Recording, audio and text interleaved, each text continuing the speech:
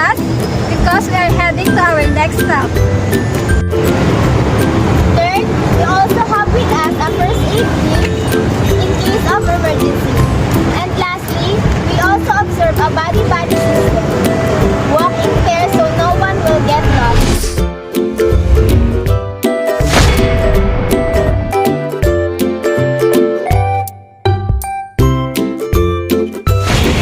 Welcome to Paco Park and Cemetery, a simple and quaint park in Paco, Manila.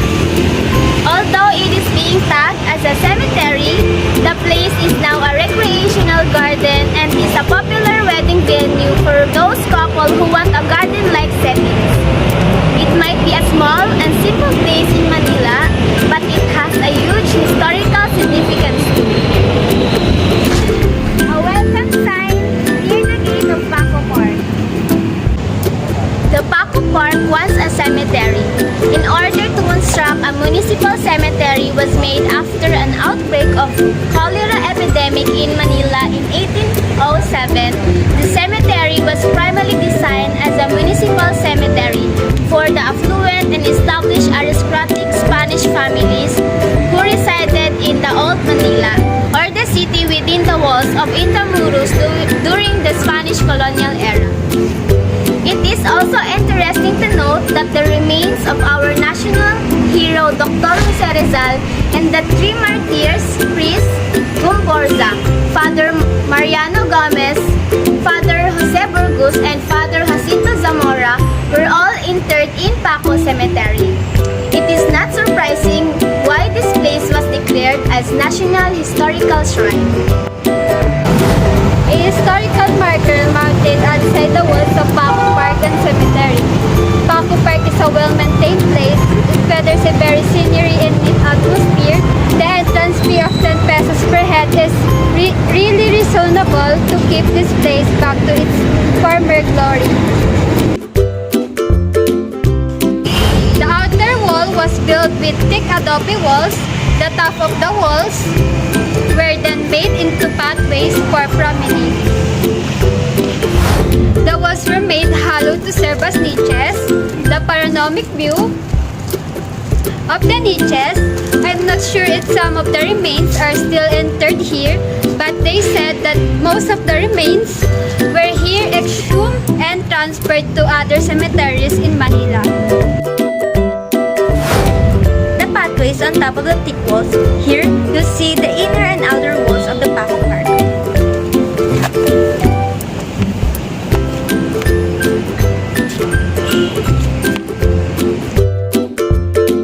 Located at the center of the park is Dome, a chapel dedicated to Saint Pancreas, a Roman citizen who converted to Christianity and was beheaded for his faith at the age of just 14 around the year of 304.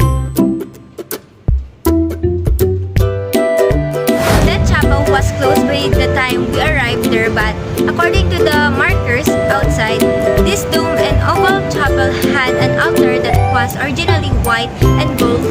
On each side of the altars are repositories for the remains of the governors and bishops. The schedule of the masses of St. Pancreas Chapel every Sunday and holidays, 10 a.m. to 11 p.m. and in the afternoon, 5 p.m. to 6 p.m. It is also interesting to note that the Chapel of St. Pancreas is under the care of the San Vicente de Paul Parish and the Vincentian Fathers, who also manage the nearby Adamson University.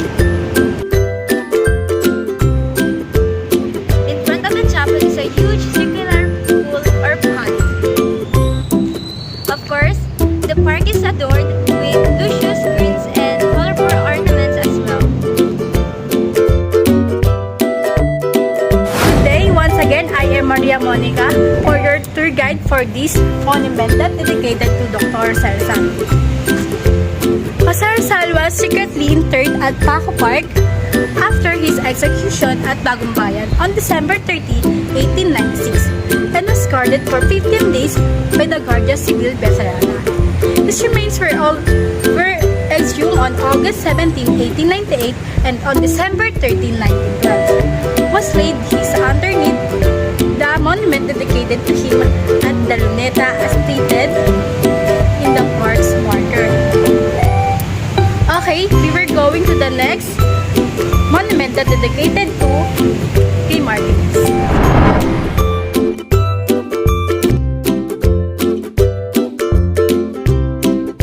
Let's now visit the another monument, not too far from Rizal's monument. According to the memory, the release after their execution on February 17, 1892, were buried in the cemetery grounds as they were linked with the Cavite community as stated as the park's marker.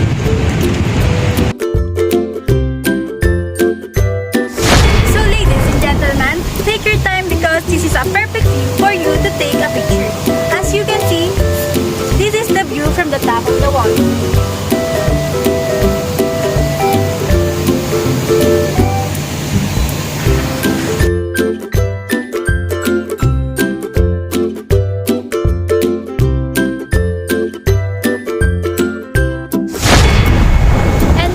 For you, you are given 2 hours to experience the wonder of this place. You can have your time to take a picture and enjoy. While us, your tour guide will be just here. If you need anything, just approach us anytime.